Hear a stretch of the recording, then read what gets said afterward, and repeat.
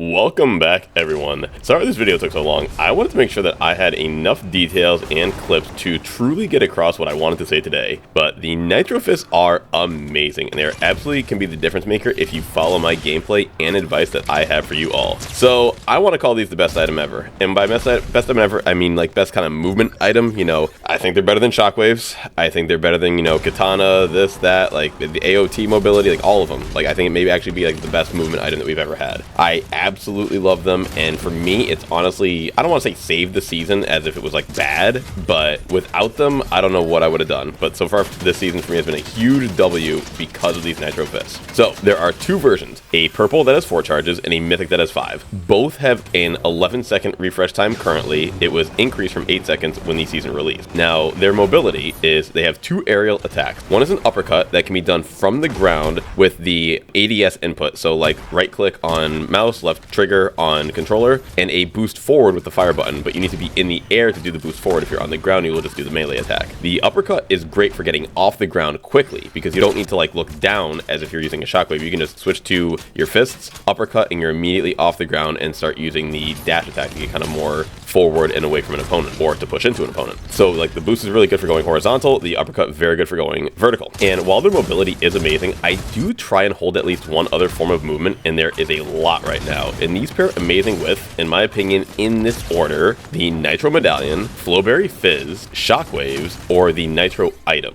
So the main reason for this is because the fists have a great dual function in that they excel in both movement and combat. So when I don't think I'll be fighting anybody, I will use a boost or two to get around, no problem. If I think there are enemies nearby, I like to save all of my charges so that when I do get into a fight, I then have the advantage, as most people are using their fists to either enter or leave fights and aren't carrying a second form of mobility. That's why these are so amazing compared to something like airbending. There is actually counterplay to them. If you carry even one of the aforementioned and they don't, you can easily outrun someone who used their 4 boosts, especially now with the 11-second refresh time. So now for some quick combat details. The air boost attack does 70 damage and the uppercut does 60. And low-key, both these numbers are kind of crazy, and I wouldn't be surprised if they get nerfed at some point. There is a grounded attack, which is useful in some scramble situations, but as you see, I don't really use it a ton. There are 3 attacks. They do 55, 55, and then a finishing blow, which also has knockback that does 70. And this knockback will also cause fall damage. Same thing with the knockback on the uppercut. So you can swap weapons more quickly after you do an uppercut than a boost forward, just as a quick little aside. Making plays like a boogie bomb or EMP using their swap back in down is very easy, or switching to your shotgun or spray weapon midair for some hip fire can be extremely effective. The boost forward has a ground pound effect as well. Now this does not knock opponents forward like the uppercut does. The uppercut will send people about 15 to 20 meters away from what I've noticed, and you can combo a ground pound into an uppercut if you have enough charges in your fist, and this can be a very effective combo,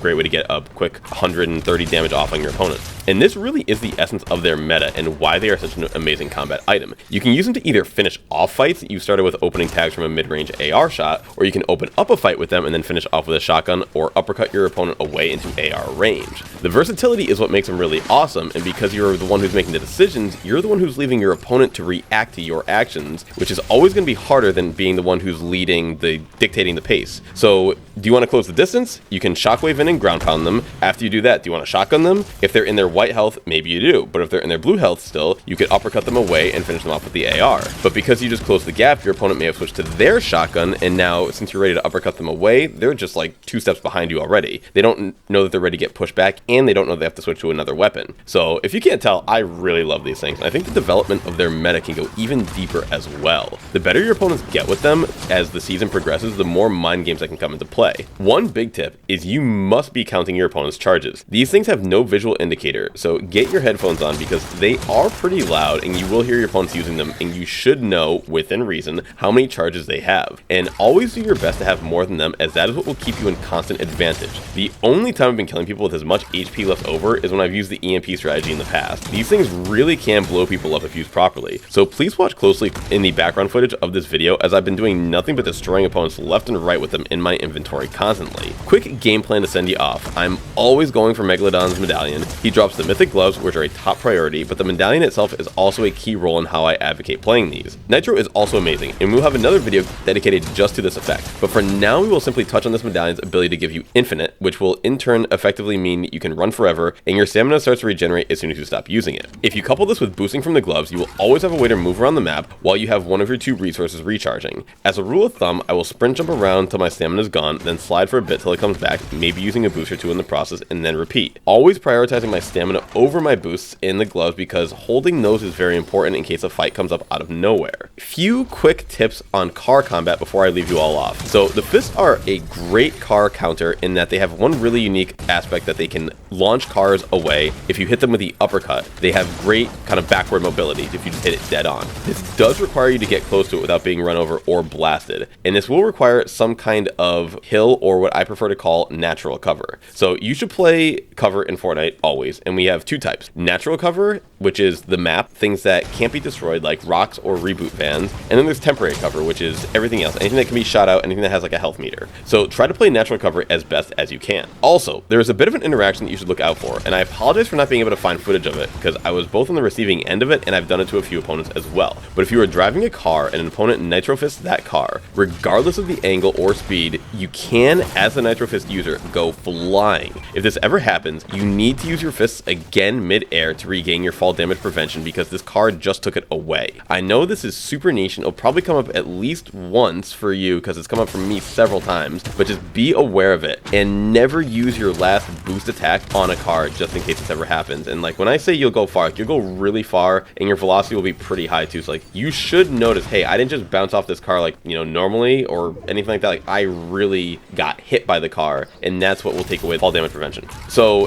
these videos always go longer than I want to, so I'm trying to keep this one a little bit on the shorter side, like, you know, short and sweet today. But this is the framework of the strategy, and it will go deeper, and we will definitely make a follow-up video to this, or we'll include future tips when we make, you know, other videos like on our next episode of Zero Build Meta. I haven't really given my opinion on any videos yet of this season, but I will say that I've really been loving it, mainly thanks to these Nitro fists. That's why I always make sure to try and have them in my inventory first and foremost. Going to Megalodon's medallion, either if it's at the bottom left-hand corner, I forget the POI off the top of my head, or if it's on patrol in the map, I'm always trying to go for that. Or if for some reason I miss out on that, my first thing I'm going for is fists. Unfortunately, at the moment, no NPC sells Nitro fists, so one guaranteed way to get them if for some reason you don't want to go get Megalodon's medallion is you can go to the Nitro Drome, and in there, if you complete the little, it's kind of like a game, like a little mini game, drive the car through the rings, you can actually get the boss to come out pretty quickly. And if you just stay on the ground floor where all the chaos is happening, their fists will drop down.